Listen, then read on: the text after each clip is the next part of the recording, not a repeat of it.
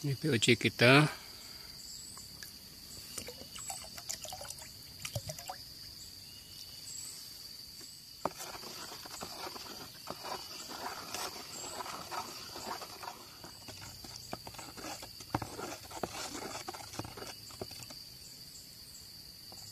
Kita siram dan cukup satu gayung satu pohon.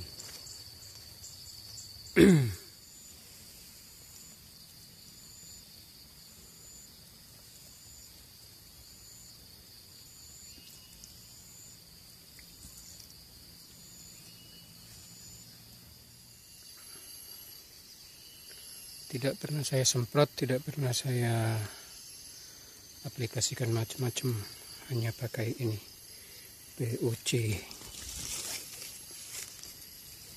Ya.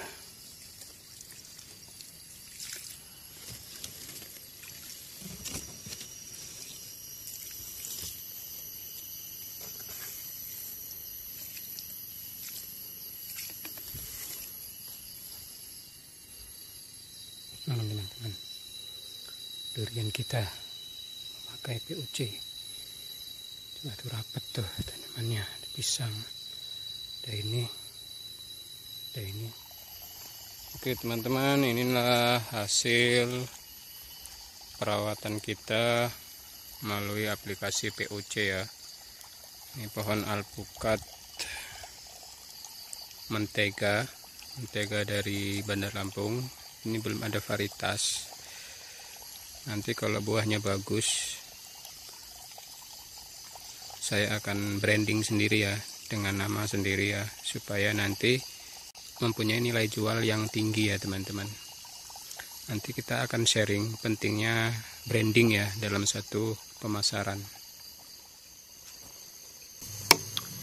Jadi POC itu sendiri merupakan singkatan dari pupuk organik cair, yaitu pupuk cair yang merupakan hasil dari sebuah fermentasi ya.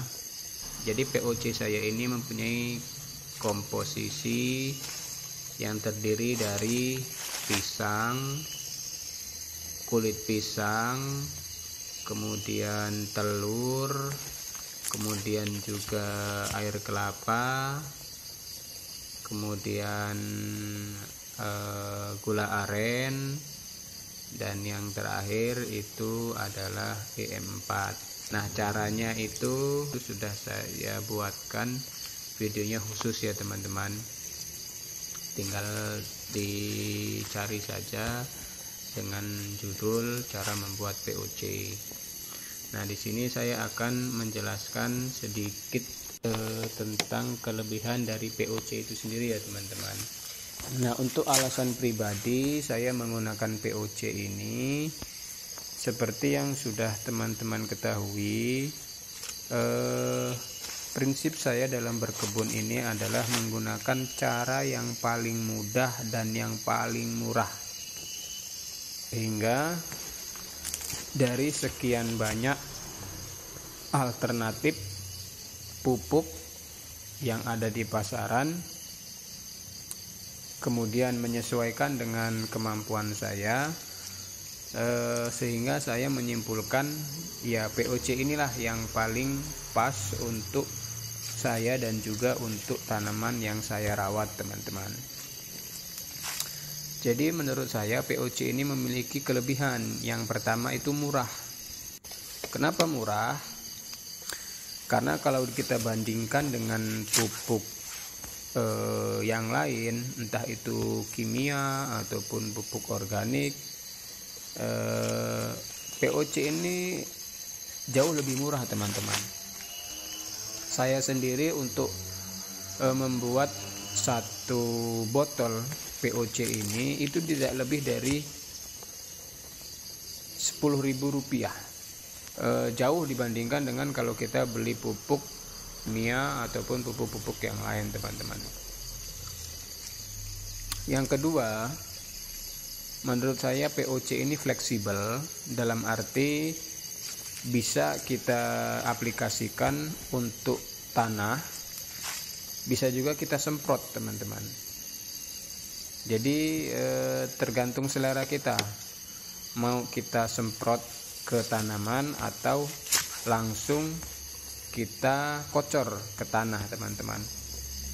Saya sendiri memilih dikocor ke tanah karena pertimbangan saya adalah itu ya teman-teman, yang penting tanah kita itu kita kasih nutrisi teman-teman. Jadi kalau tanah itu subur, insya Allah pohon kita pun nanti akan tumbuh subur teman-teman.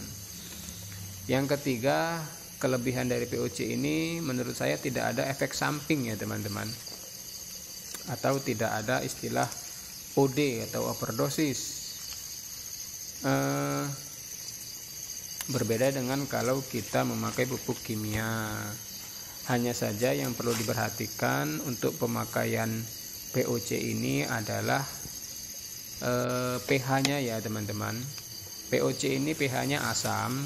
Jadi usahakan kalau kita ingin memakainya itu dicampur dengan air ya teman-teman, sehingga pH-nya bisa netral.